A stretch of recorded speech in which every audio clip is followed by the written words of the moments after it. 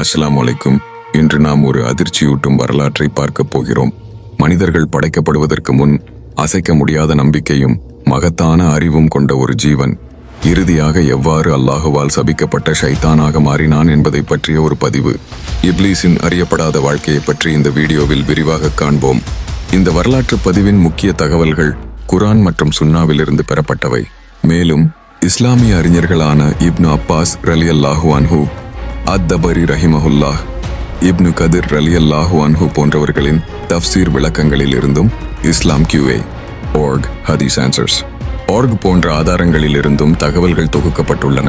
இந்த பதிவில் வரும் சில சம்பவங்கள் குர்ஆனிலோ ஹதீஸிலோ நேரடியாக குறிப்பிடப்படாமல் இஸ்லாமிய பாரம்பரிய தஃப்சீர் விளக்கங்களில் இருந்து பெறப்பட்டவை என்பதையும் இங்கு குறிப்பிட விரும்புகிறோம். இந்த மாதிரியான சுவாரஸ்யமான இஸ்லாமிய வரலாற்று பதிவுகளை தவறவிடாமல் இருக்க எங்கள் சேனலை சப்ஸ்கிரைப்